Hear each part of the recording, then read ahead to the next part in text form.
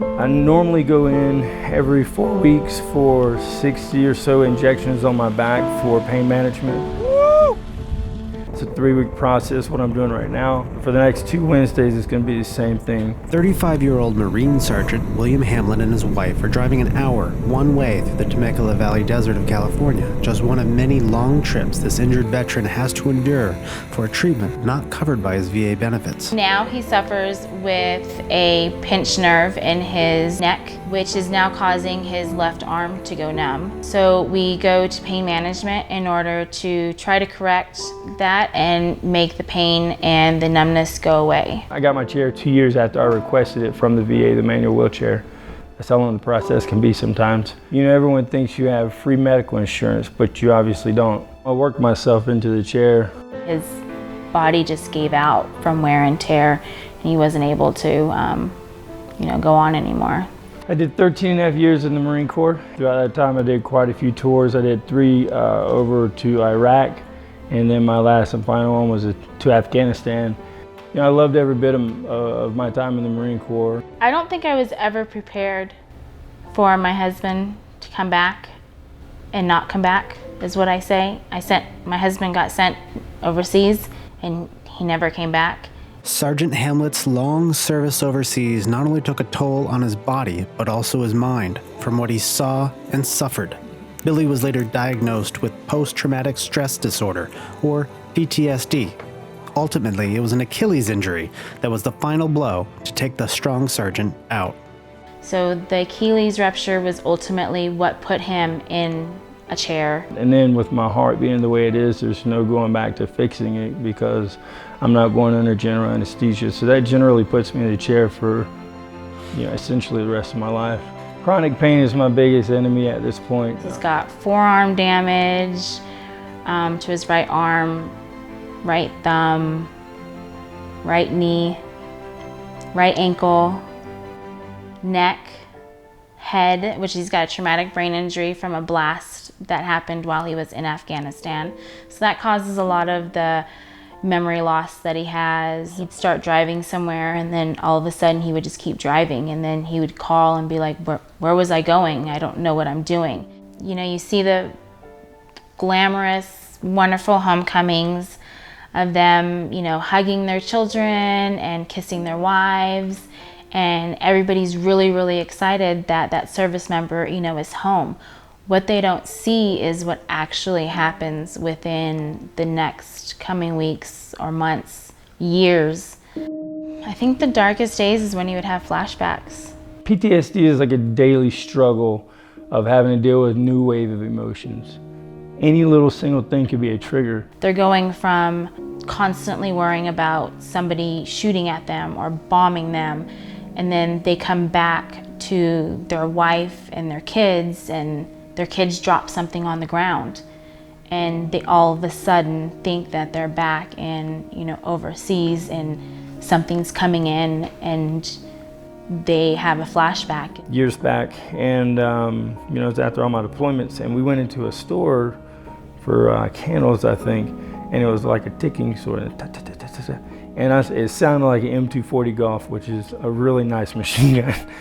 The sound just brought me back to everything. It's wild how something like that so long ago could affect you so much now, you know what I mean? They don't want to go anywhere, they don't want to do anything. The warning signs would be some sort of addiction, a non-healthy addiction. And most of the times for veterans, while it's still in the Marine Corps, it's alcoholism. And I struggled with that for many years, and I hid it. And I hid it mainly for myself. I didn't want to accept it. I've struggled with alcohol for many years. I probably had my first drink when I was 12 years old to help with an ingrown toenail to subside the pain. The alcohol stage was a very, very bad stage. It was a very hard time. My wife joined me in one of my sessions, one of my PTSD treatment sessions. We were talking about this exact thing, about me stopping drinking, and I looked over and I saw her crying, and something just hit me. It clicked, that it was hurting her, and if it was hurting her, it was hurting everybody else. And I wanted to change that. When he got therapy, you saw him slowly come back. Once I stopped drinking, it got tough. It was 9 months of hell. But once we got over that, it really started working out really well. And now it's living with somebody that's living. He's alive. It was the hardest thing I've ever done. I mean, I've done 4 tours in 5 years. I was a Marine Corps drill instructor, but that was probably one of the hardest ones, was to put that bottle down. Billy and his wife went to Global Medical Equipment in nearby Marietta to pick out a manual wheelchair being donated to them. There, they met owner Jay O'Neill. And Billy and Jay hit it off, 2 veterans, and they clicked.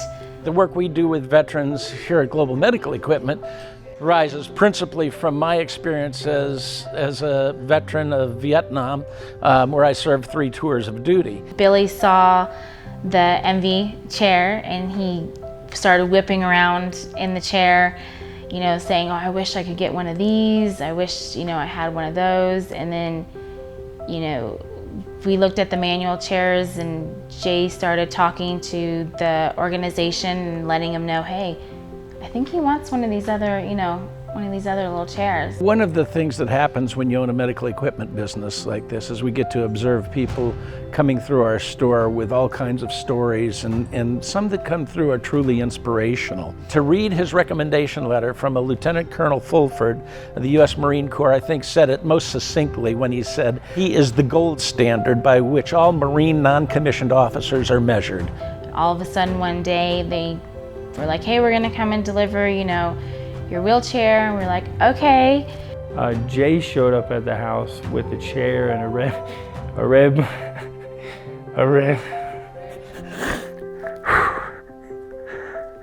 sorry, that was a good one. Ooh.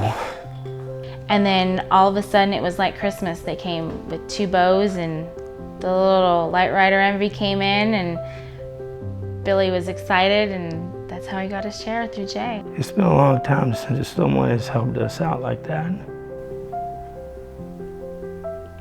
So it meant a lot. It really did. Yeah, they got me with that one. It was a life changer. It really was.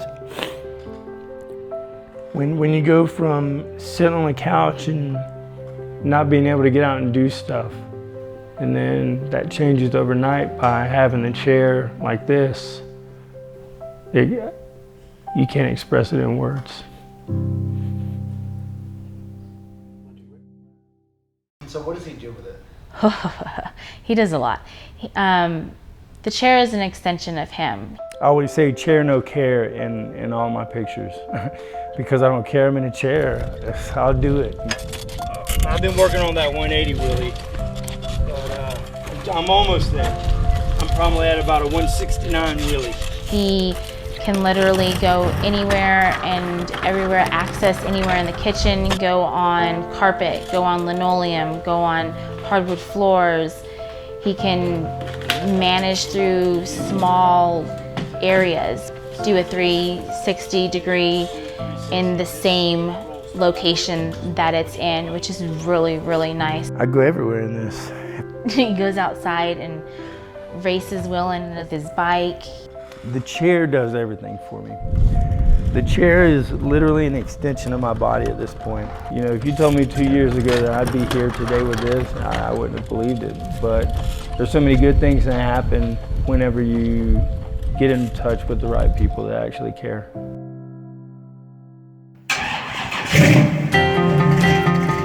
Her name is Maura. That's like his second girlfriend, which is fine by me, doesn't bother me. She's the only lady I'm allowed to play with other than my wife. I was the one that originally designed the engine because I wanted the lope sound.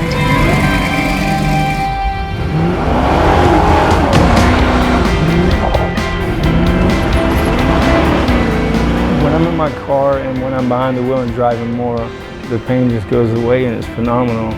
I'll take more out so that way I can take my mind off of stuff. I try to stay focused on the positive at all times. being in this situation, you really have to, because that's what's going to keep you going. It's really, really good therapy for him. The pain will disappear. Works every time. I found that getting a good, solid relationship with my children has helped me out a lot. It brings us together as a family. I really cherish life a lot, man. I mean, there's veterans out there that are in way worse shape than I am right now. But it's really helped me appreciate what I have in my family and everything around me. He's doing the best that he can. I tell people all the time, every time I wake up, I'm loving this side of the dirt. I love it. Future looks good. Future looks really, really, really good. Any day on this side of the dirt is a good day,